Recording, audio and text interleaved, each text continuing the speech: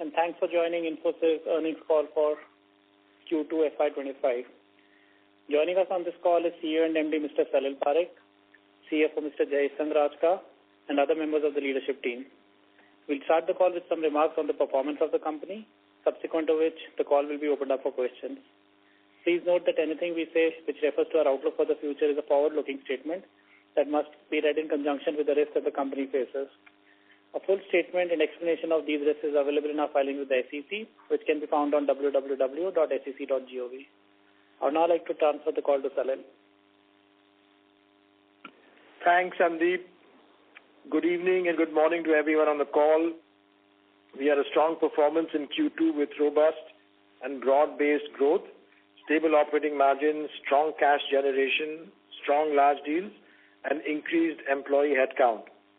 Our revenue grew 3.1% quarter-on-quarter and 3.3% year-on-year in constant currency terms. Financial services grew at 2%, manufacturing double-digit, energy, utilities, and services at 5.8%, all quarter-on-quarter. We saw growth in all geographies quarter-on-quarter basis. Our large deals were at $2.4 billion. Our overall pipeline remains strong. We saw a double-digit quarter-on-quarter increase in our pipeline of deals below $50 million. Our operating margin for Q2 was at 21.1%. Free cash flow for the quarter, $839 million. Employee attrition stable at 12.9%. We will launch our employee compensation increase in two phases, effective Jan 1, 2025 and April 1, 2025. The financial services segment in the U.S. continues to see discretionary spend increase in capital markets, mortgages, cards, and payments.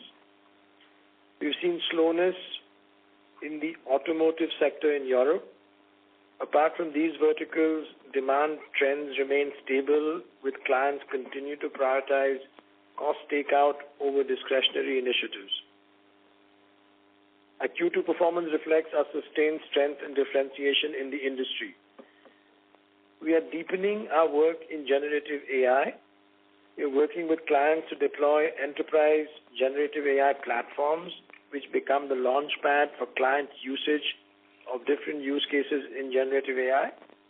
We are building a small language model, leveraging industry and Infosys data sets.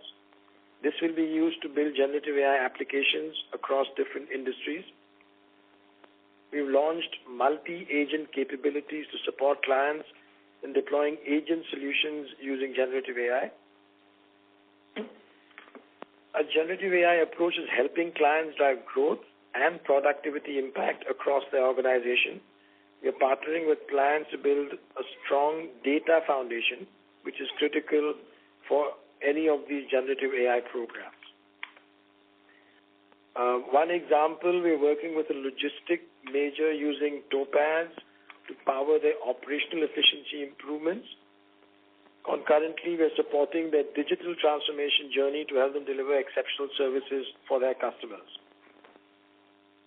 With a strong performance in Q2 and our current outlook, we have revised our revenue growth guidance for the financial year.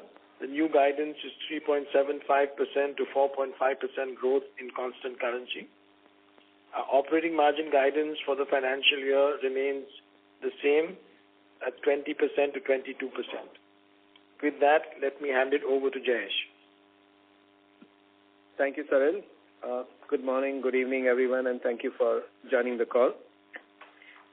We had a strong Q2 with broad-based growth and resilient margins amidst an uncertain macro environment. Let me talk about some of the key highlights. Revenues grew sequentially at 3.1% in constant currency terms, ahead of our expectations. All geos and verticals barring retail grew sequentially. Europe had a strong growth and is now approximately 30% of our revenue. Inorganic contribution was 0.8% QOQ, which contributed to growth in Europe manufacturing. We had another quarter of volume growth. Financial services in U.S. continues to see discretionary spend uptick in capital markets, mortgages, and cards and payments. Both EURS and manufacturing verticals reported double-digit year-on-year growth. Overall deal pipeline remains strong. Pipeline for deals less than $50 million increased double digits sequentially. Operating margin during the quarter was stable at 21.1%, driven by better operating metrics despite higher variable pay and acquisition impact. Utilization continued to improve to 85.9%, up 60 basis points sequentially. We saw headcount additions after 6 quarters and added 2,500 employees sequentially. We had second consecutive quarter of over 100% of free cash flows conversion to net profit. Free cash flow for H1 stood at 1.9 billion, 41% higher over H1 last year. Let me delve upon the details now. Revenue for Q2 was 4.9 billion, up 3.1% sequentially and 3.3% on a year-on-year basis in constant currency terms. This included benefit from acquisition of 8.8%. Operating margin was stable at 21.1%. The major components of sequential margin walk are tailwinds of 80 basis points benefit from Project Maximus, 10 basis points from the currency movement, offset by 30 basis point impact from acquisition, mainly on account of amortization of intangible assets, 60 basis points from higher variable pay and other costs. Project Maximus remains a key focus area, and successes of that is visible in improved operating metrics like utilization, realization, subcontracting costs, etc. for the quarter. H1 revenue growth was 2.9% in constant currency terms. Operating margins were at 21.1%, 10 basis points up year-on-year basis. Headcount at the end of the year stood at 317,000, returning to a positive sequential growth after 6 quarters of decline, with net additions of approximately 2,500 employees. Utilization, excluding trainings, increased by 60 basis points to 85.9%. LTM attrition for Q2 was up by 20 basis points at 12.9%. We are on track to onboard 15 to 20,000 freshers in FY25. Free cash flow conversion was approximately 108% for Q1. H1 25 free cash flow is 41% higher than H1 24. DSO for the quarter was 73 days versus 72 sequentially. Consolidated cash and cash equivalents stood at 4.6 billion after paying out 1.4 billion towards dividends. The board announced an interim dividend of rupees 21 per share, an increase of 16.7% as compared to last year. Yield on cash balance was flat at 7% in Q2. ETR was at 29.6% for Q2 and 29.5% for H1. We continue to expect ETR for FY25 to be in the range of 29 to 30%. EPS grew by 4.7% in INR and 3.4% in dollar terms on YOY basis. We closed 21 large deals with TCV of 2.4 billion. 41% of this was net new. Vertical-wise, we signed 7 deals in financial services, 3 each in communication, manufacturing, and others, 2 in retail, and 1 each in EURS and high-tech and life sciences. Region-wise, we signed 12 large deals in America, 5 in Europe, 3 in India, and 1 in ROW. H1 large deal wins stood at 55 deals with TCV of 6.5 billion, and 51% of that is net new. Coming to verticals, financial services saw continued growth momentum in Q2 with traction in cost optimization through large outsourcing and transformation opportunities. We saw discretionary spend uptake in capital markets, mortgages, and cards and payments. Deal wins during the quarter were strong, which coupled with expanding pipeline of small deals gives us visibility for future growth. We are doing a variety of GenAI projects and are seeing them getting embedded in large programs. Retail sector continues to be impacted by economic and political uncertainties. Cost takeout, efficiency, and consolidation are key priorities for clients. Consumer spend in the upcoming holiday season will be a lead indicator for future spend decisions. We are progressing well on our journey to leverage AI to deliver business value with safeguards around privacy, ethics, controls, etc. across areas such as enhanced customer and employee experiences, digital marketing, etc. Communication sector outlook is challenging with clients primarily focused on cost reduction and making their investment profitable. Discretionary spend for OEMs are expected to remain under pressure. Cost optimization and vendor consolidation are on the top priorities with clients open to innovate solutions and asking for AI to amplify productivity. Growth in FY25 will be driven by large deal wins. In EURS, geopolitical conflicts and higher interest rate continues to influence spending patterns, causing clients to focus on cost optimization on initiatives. We saw strong growth in verticals, especially in energy sector. In energy services, especially there is significant traction in cloud programs with many companies adopting the cloud and AI strategy. Our competencies in energy transition space, human experience, and industry clouds and proactive client pitches have helped us build strong pipelines. Growth in manufacturing was strong. partially contributed by Intech acquisition. Europe automotive sector has seen recent challenges while discretionary spend remains under pressure. We have seen increased benefits of vendor consolidation. We see opportunities around supply chain optimization, cloud ERP, smart factory, and connected devices across various sub-verticals. We are in discussion with multiple clients for setting up AI COEs to drive AI adoption at scale. Most high-tech clients remain cautious due to geopolitical tensions. Discretionary spend and new project starts are slow due to cash conversion focus. We are advancing multiple AI programs from POC to implementation, focusing on customer support and sales effectiveness. Driven by our H1 performance and outlook for the rest of the year, we are revising our FY25 revenue guidance to 3.75 to 4.5% in constant currency terms. Our operating margin guidance remains at 20 to 22%. With that, we will open the call for questions. Thank you very much. We will now begin with the question and answer session. Anyone who wishes to ask a question may press star and 1 on their touchtone telephone. If you wish to remove yourself from the question queue, you may press star and 2. Participants are requested to use handsets while asking a question. Ladies and gentlemen, we will wait for a moment while the question queue assembles. A request to all the participants, kindly use handsets while asking a question. The first question is from the line of Gaurav Rateria from Morgan Stanley. Please go ahead. Hey, hi. Thanks for taking my question. First question is, the reasons for change in guidance for revenue growth. Is it largely because 2Q came in better than your expectations? Or is it because the outlook for 2H has improved versus your prior expectations because of better pipeline of the smaller deal? So, hi Gaurav, this is Jayesh here. I think there are multiple factors that led to increase in our guidance.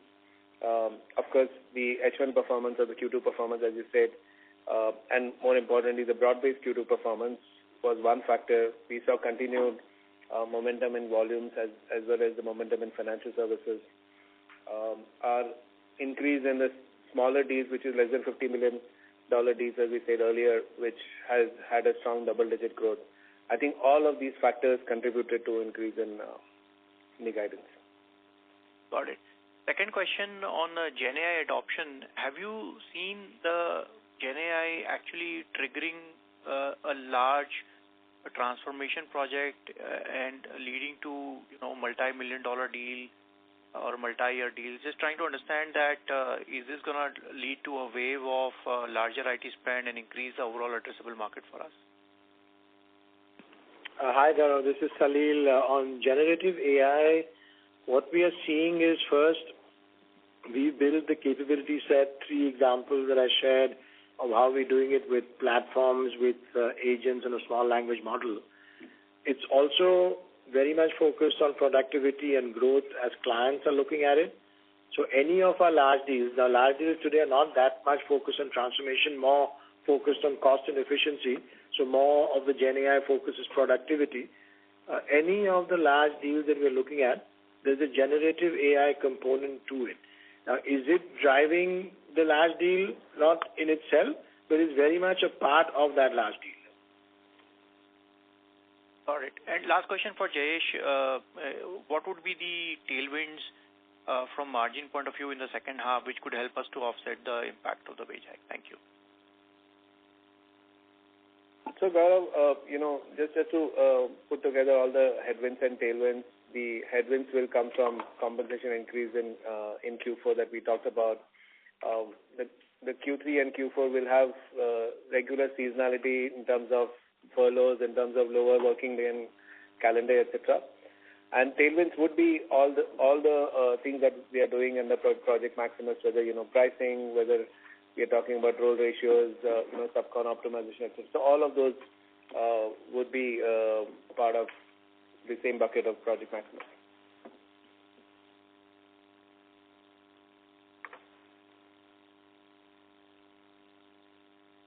Gaurav, do you have any follow-up question? No, thank you. Thank you so much. Thank you very much. Next question is from the line of Brian Burgeon from TD Cowen. Please go ahead.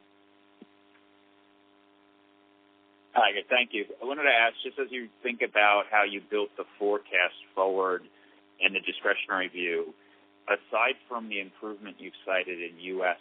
BFSI, have you basically held everything else muted in your discretionary view as you go through the December and the March quarters? So, hi, Brian. This is Jayesh here. As I said earlier, I think there are various factors that has led to our margin expansion. Our guidance change. Starting from the Q2 performance, the increase in volumes that we saw across multiple sectors, including financial services. Our pipeline, which is strong large deal pipeline, as well as the smaller deals, which are less than $50 million deals, which have grown double digit. So I think all of these have been baked in. Of course, there will be seasonality in H2, as we all know about, in terms of furloughs, in terms of lower working days, etc. So all of that at this point in time is baked in our guidance.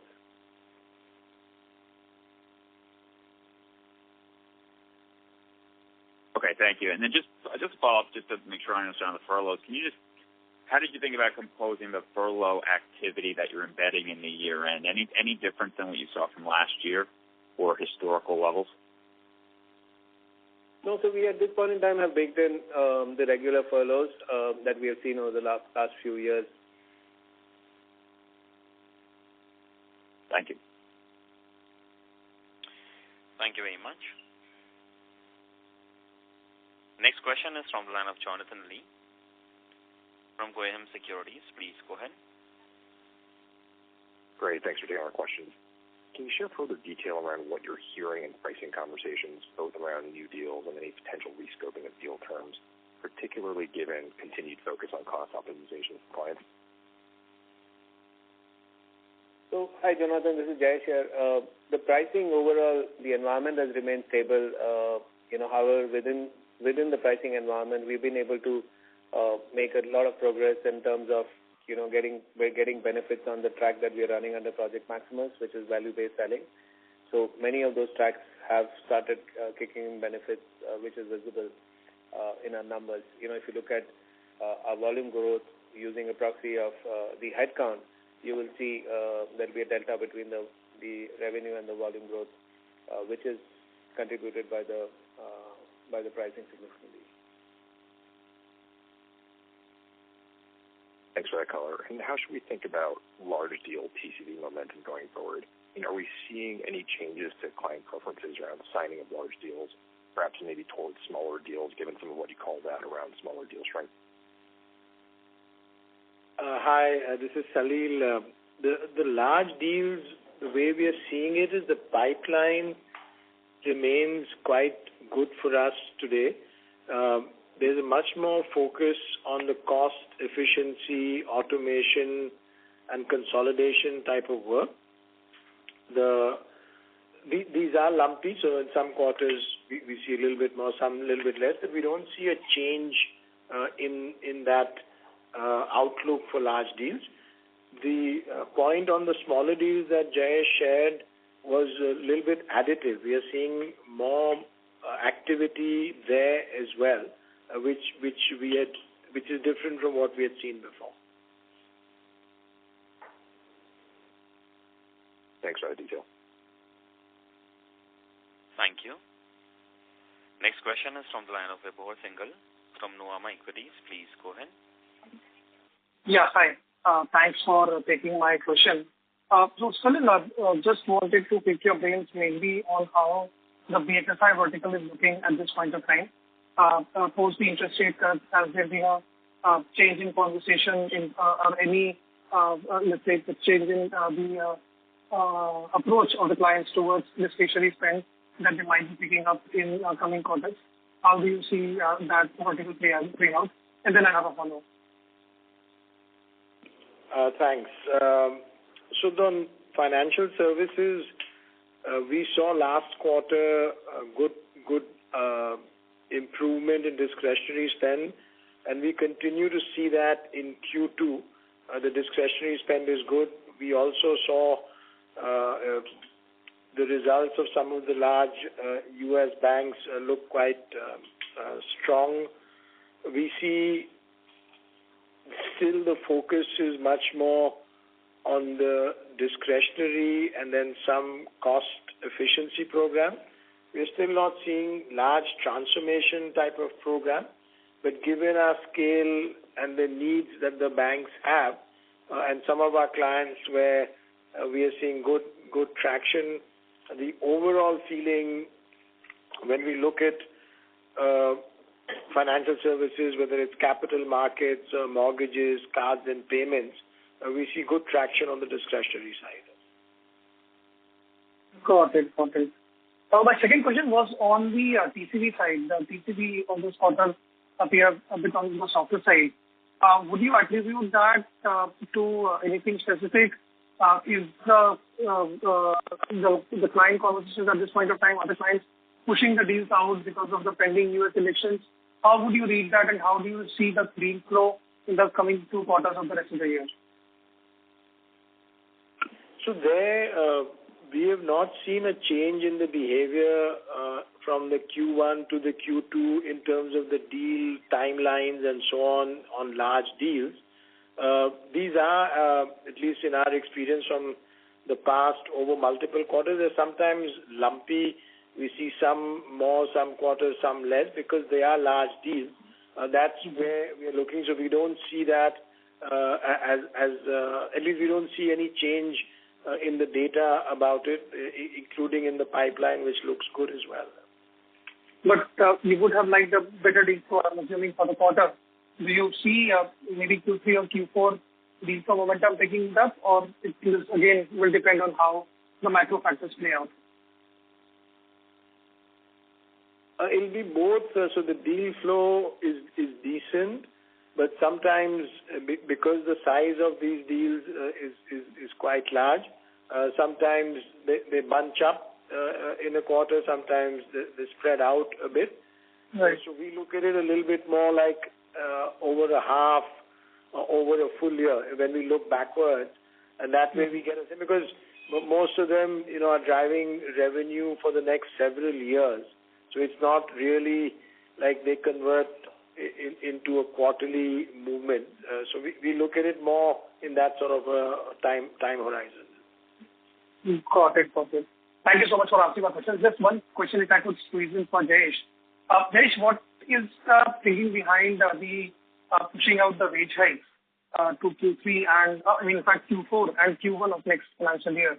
If I understand correctly, to some part of the organization, we would actually be skipping FY25 completely in terms of wage hike.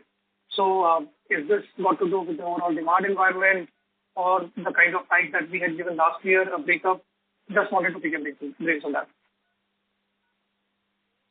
So, when we look at the comp hike, we look at various factors, including, what's the demand environment, what's the market practice, what's, when did we do the last compensation, etc.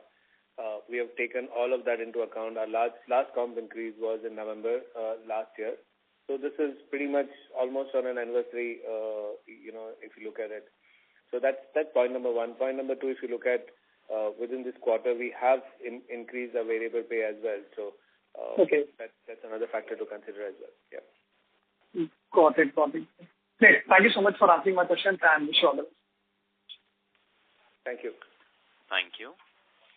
Next question is from the line of Kumar Rakesh from BNP Paribas. Please go ahead.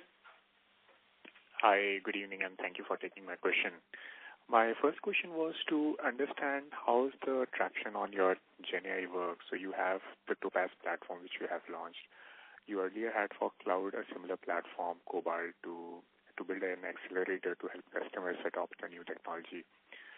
So relative to how it was at that time when Cobalt initially was launched and how it was first year of traction in terms of how many customer engagements were happening, how many customers signed up for that. Relative to that, how do you see Topaz panning out? Hi, this is Salil. So first, on Cobalt, the way, as of course it was launched and rolled out, we had very strong partnerships with the 3 big public cloud players and have today, but when it was launched as well, we had a very strong private cloud offering, which we also have expanded. and we had a set of offerings on SaaS providers, the range of them. So that was an ecosystem which for enterprises was already in motion, and we were already playing on that, and Cobalt brought all of it together. In generative AI, for the enterprise, it's a start in terms of how it will be adopted. There are, of course, as you know, several use cases, some of them with some good traction with clients, but the method of adoption.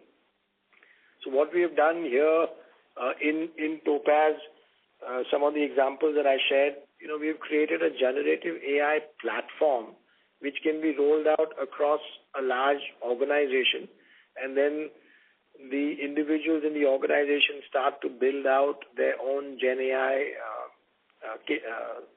applications on that. We're building a small language model.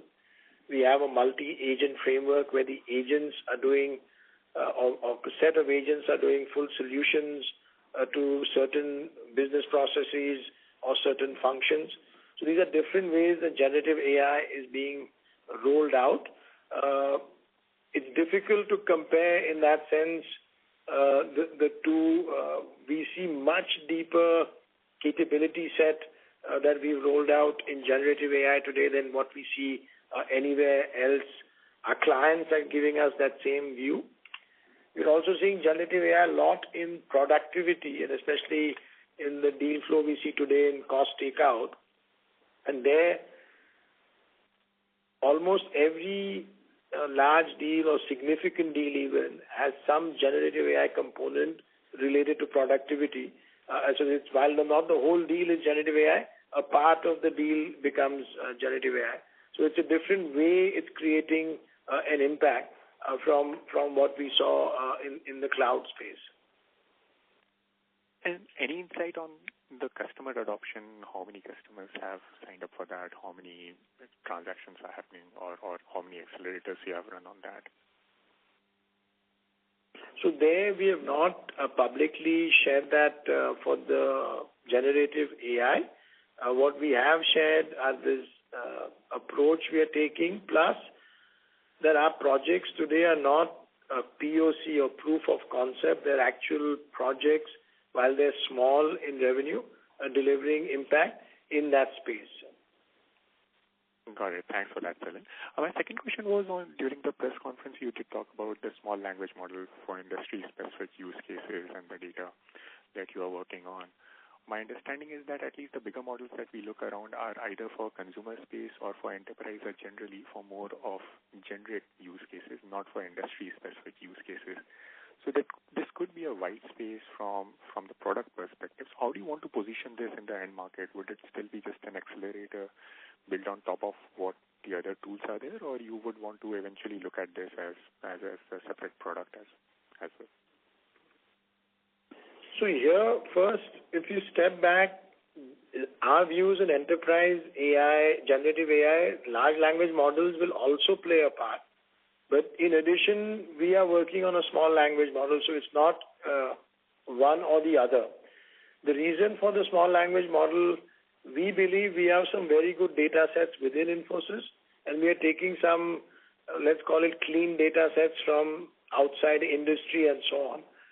These then help train the small language model. It then becomes,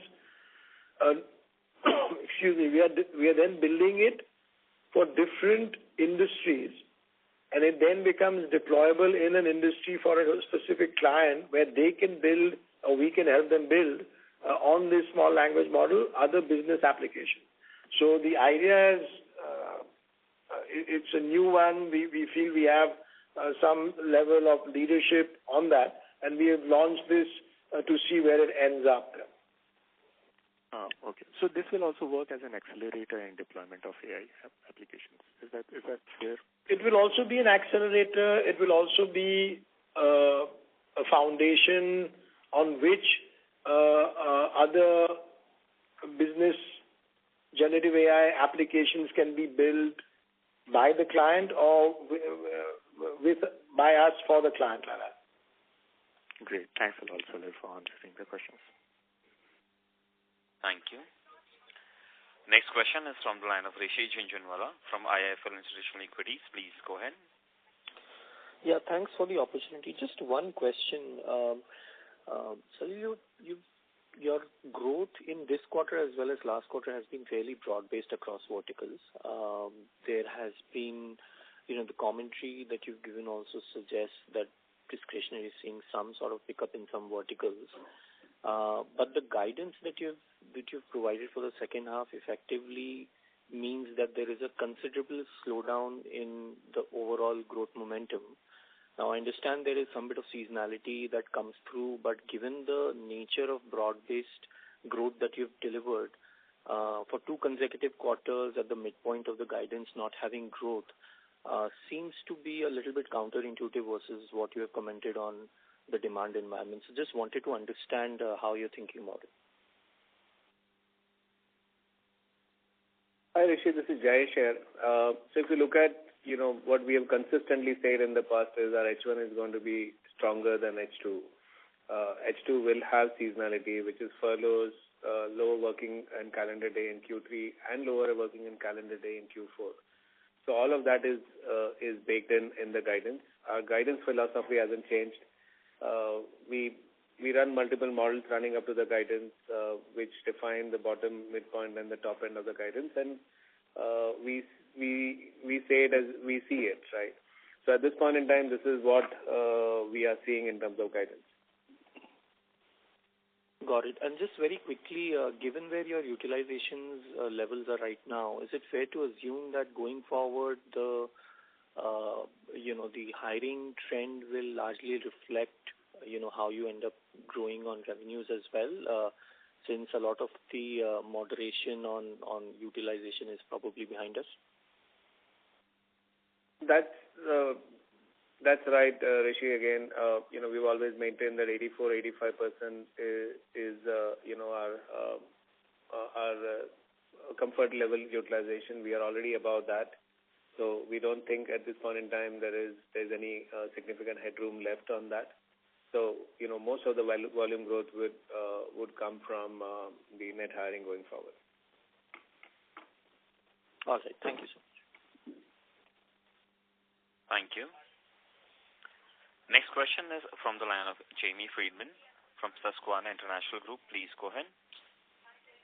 Hi.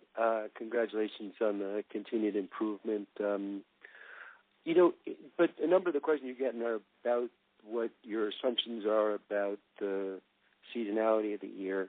I know you said in your previous answer just that the year is typically super seasonal in the first half. In terms of what you're contemplating for the second half, if you could share maybe what your assumptions are on, say, the cost takeout narrative versus the discretionary narrative, is that rate of change changing? And maybe some thoughts on the verticals, because I see, it's great to have the 2 consecutive quarters in banking, but the retail was a little bit more volatile than expected. So any comments on the typical super seasonality and why this year looks a little heavier? Thank you. Hi, this is Salil. The way we've seen it, so there are 2 parts to it from what you mentioned. One, in building the outlook, we've taken a view of what we see today. So financial services discretionary, we saw positive. We have not seen as of now discretionary in the other industries. We saw the continued weakness on retail, and then we saw a little bit new weakness on that automotive in Europe. So all that we took it together, then we created. So we've not assumed, for example, that some new discretionary will be positive or negative in this Q3, Q4.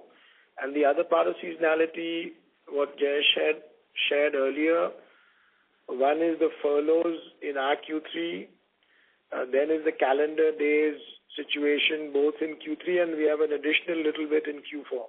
So that is also adding to the way we have built this outlook for the full financial year. Perfect. Thanks for the context, Salil. I appreciate it. I'll drop back in the queue. Thank you. Next question is from the line of Nitin Padmanabhan from Investec. Please go ahead. Yeah, hi. Thank you for the opportunity. So you mentioned that the deal pipeline for smaller deals, which is below 50 million, has sort of improved in double digits. How has it been in terms of closures for the current quarter? When the pipeline has improved, how has the closures been in the current quarter? Have you seen that improve as well? And that is the first question. The second question is around the cost of software packages. That seems to have increased on a sequential basis. How much of that would have been third party versus internal? Is there a significant pass-through revenue this quarter? Was the question around it? Any color around that will be helpful. Yeah, so Nitin, what was the first question?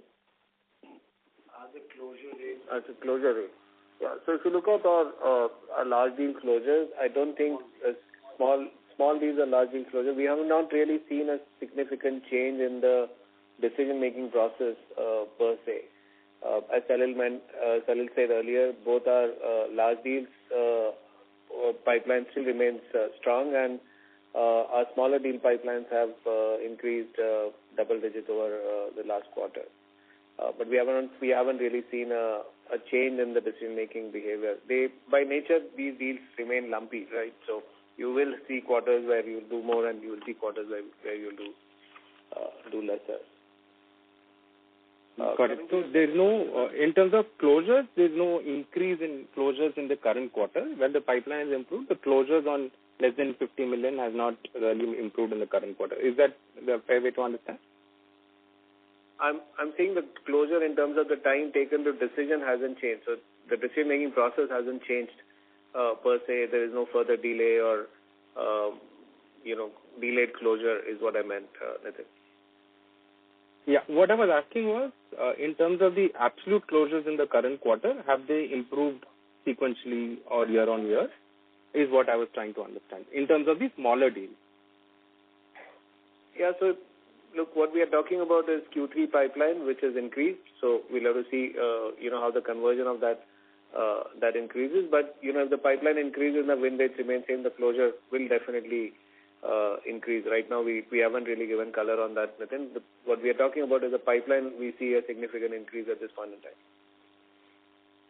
Got it. Yeah.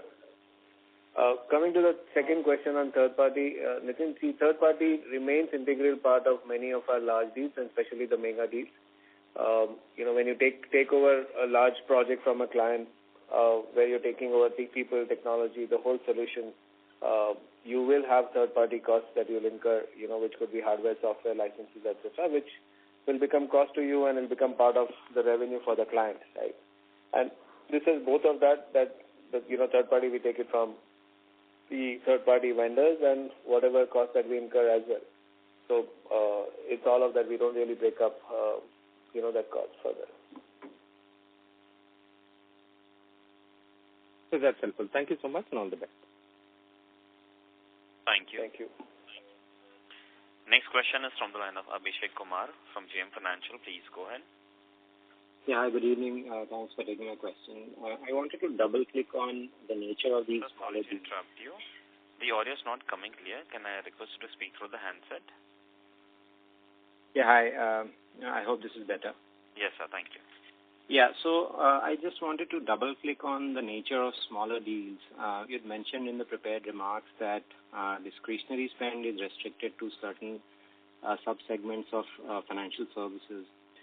So in that context, are these smaller deals mostly in those subsectors, or these deals are also non-discretionary, essentially, smaller POs that the client is releasing against a large lump sum contract? That's my first question. Yeah, so Abhishek, these are deals across various verticals and various types of deals. We don't really give further comment on that. Considering the fact that it was a significant movement in the overall deal pipeline, we did call it out, but we are not really breaking it up into, how much of that is discretionary, etc., etc. All right. So, okay. Second question is on wage hike. Could you quantify the impact that we should bake in from wage hike in 4Q and in 1Q of next year? So again, Abhishek, we have not really broken that out. What we have said is we will do that in phased manner as we have done in the earlier years as well. Part of the employees will get it on effective 1st January and the balance will get it effective 1st April. Okay, fair enough. Thank you and all this. Thank you. Next question is from the line of Keith from BMO Capital. Please go ahead. Hi, thank you very much. I wanted to ask two questions if I could. The first is for the annual guidance, what is the embedded expectations for the inorganic contribution for the year? So, Keith, this is Jayesh here. In the last quarter, when we changed our guidance, we had baked in the entire impact of the acquisitions in that. So, just to clarify, this guidance change does not have any incremental change from the acquisition. This quarter, we got a benefit of 80 basis points from acquisition, which is pretty much 2.5 months of the consolidation effect of the acquisition. So you can, it would be in the similar range for Q3 and Q4. Okay, perfect. Okay. Then my second question is, it is interesting what you said about discretionary spend coming back in the smaller deals contributing to TCV growth. I just wanted to get your perspective on why you think there was a change in this category. And the reason I ask is, as you said, all deals can be lumpy. And so I'm trying to understand, what do you think the durability is of the pipeline increasing in the small category? Do you think it's sustainable at this point or durable as we look out over the next number of quarters? And that's it for me. Thank you. Hi, Keith. This is Salil. So first, I think, just to make sure I understood the question, there's a discretionary view and there's a small deals, or deals smaller than 50 million view, and they're let's say, somewhat distinct. There is an overlap, but they're two separate type of activities we've referenced in our comments. On the deals smaller than 50 million, as Jayesh shared, we saw a good increase and thought sort of it's relevant in that point to share, because that gives a different type of a look into the market from what we see today. We don't know if it's durable. Now we'll get a sense over the next few quarters, how it looks, or the closing timeline of the deal, and does it stay or does it disappear? But just now it was more to show, it was one of the changes which we felt would be something of interest to share like that. Okay, but no, that is the category that I was interested in, is the smaller deals. But no comments on whether you think it's durable or not. Whether you think that it stays in place. Okay. But was there any commonality in the type of deals in there? I know you said it was across industry verticals, so I heard that. But any commonality in the type of deals within that smaller category? Nothing that we have, sort of things that we would share more color on. There is some sort of looks we've had in terms of, like the areas and so on, where which skills or which technologies, but we're not sharing that at this stage. Okay. All right. That's it for me. Many thanks. Thank you. Next question is from the line of Prashant Kothari from Pictet Asset Management. Please go ahead. Hey, hi.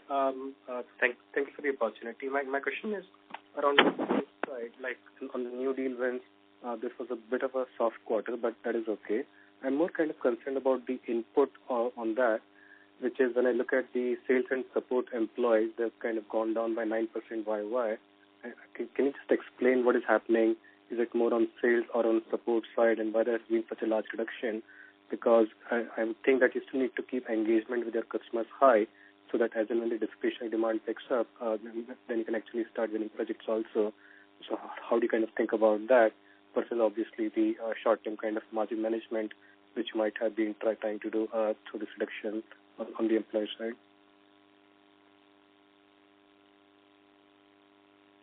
So Prashant, this is Jayesh here. I think it's just a factor of some attrition, etc. We have a large pipeline of employees who are going to be joining us on the sales as well. So I don't think there is anything to do with margin program here. We will continue investing into sales and as required in the business.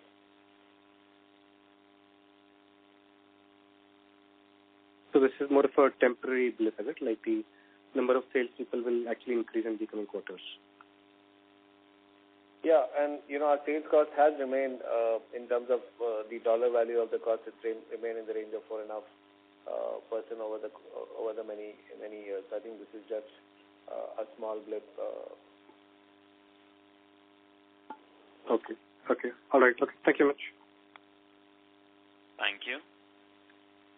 Next question is from the line of Manik Taneja from Axis Capital. Please go ahead. Thank you.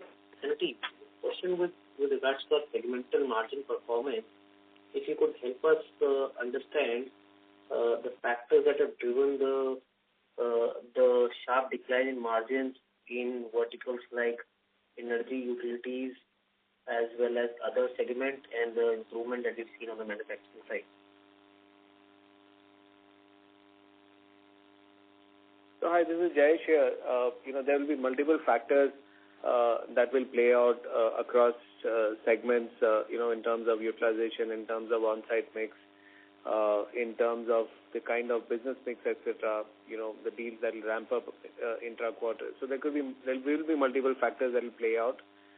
We don't see a significant change if you look at it on a trend basis for a few quarters, but on a short-term quarter basis, you will see some of these factors playing out in terms of margin. Sure. And the last one was with regards to wage hikes, where you suggested that they will be effective across two periods starting January 1. Would be great to essentially get some sense on the quantum of wage hikes, the likely impact in Q4, and how is that split up across the workforce between January and April?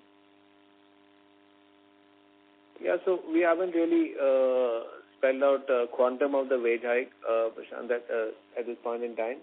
All we have said is it's going to be in two phases. Obviously the junior employees will get it in January, and the rest will get it in April. The majority of the employees should get it in January. Sure. Thank you, and all the best for the future. Thank you. Next question is from the line of Sandeep Shah from Equirus Securities. Please go ahead. Yeah, thanks for the opportunity, and congrats on a good execution. Most of my questions been answered. Just wanted to understand how to read this double-digit increase in a smaller deal below $50 million. Is it first broad-based across verticals, and if it continues as a trend, can it be a precursor of a better demand in the calendar year 2025? Why I'm asking this is one of the reasons for Infosys' better performance in FY22 and FY23 being many conversion of deals which were below 50 million in terms of faster conversion to revenue.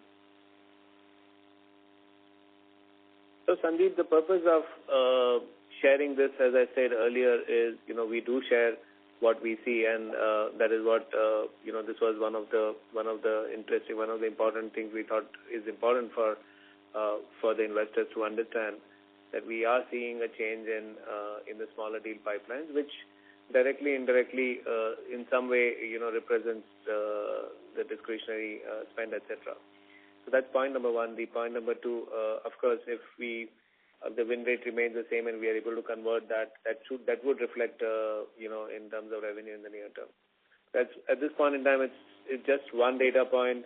Very difficult to say whether it is going to become a trend, become sustainable, etc., etc. So I think we should, at this point in time, read it as one data point. Okay. And is it broad-based across verticals and markets? Yes, it is. Okay. Thanks and all the best. Thank you. Next question is from the line of Girish Pai from BOB Capital Markets. Please go ahead. Yeah, thanks for the opportunity. My first question is regarding mega deals. Across the industry, even when I look at the peers, you've not seen any mega deals being signed. So are there, similar number of mega deals in the pipeline compared to 2023? Or have the mega deal number kind of come down? That's my first question. So on mega deals, we don't share specific data on what is in the pipeline and not. We only talk about the overall large deal approach. Okay. My second and third question, TCV to revenue conversion, has that changed versus what it was in the previous quarter or 6 months back? That's question number 2. Question number 3 is, you talked about value-based pricing being one of the key levers in this Project Maximus. Can you just give us some examples as to how this is being practiced right now?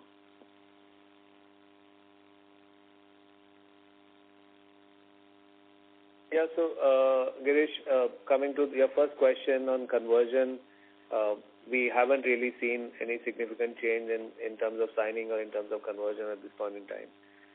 We continue to gain market share, consistently whenever we look at it on a quarter-on-quarter basis. Coming to Project Maximus and the value-based selling, I think there are multiple tracks within that. Right from the new age pricing, the tracks on getting the change request wherever we are eligible for getting the right rates, etc., etc. There are multiple of those tracks within that. We haven't really shared data beyond this for obvious reasons. But as you could see, the track has contributed significantly in terms of the realization and price realization. Okay, thank you very much. Thank you very much. Ladies and gentlemen, we'll take that as the last question. I'll now hand the conference over to the management for closing comments. Hi, thank you everyone. First, I want to share in summary, we had a strong quarter on revenue growth, margins, cash collections, large deals, so we feel good about that. That resulted in an increase in our revenue growth guidance for the full year, which also gives us good confidence as we look into the future. Clearly, financial services showing continued strength in discretionary spend. Segments remaining about the same with the comment on automotive in Europe becoming a bit slower. We have deep capabilities in generative AI, and these are things where we're building platforms, agent solutions, small language models that we believe will be of huge impact with our clients. And we continue to see a strong focus on execution across our business, and that remains key for us as we go ahead. So we remain optimistic as to how the year will play out. Thank you everyone for joining in. Look forward to catching up in the next quarterly discussion. Thank you very much, members of the management. Ladies and gentlemen, on behalf of Infosys Limited, that concludes this conference call.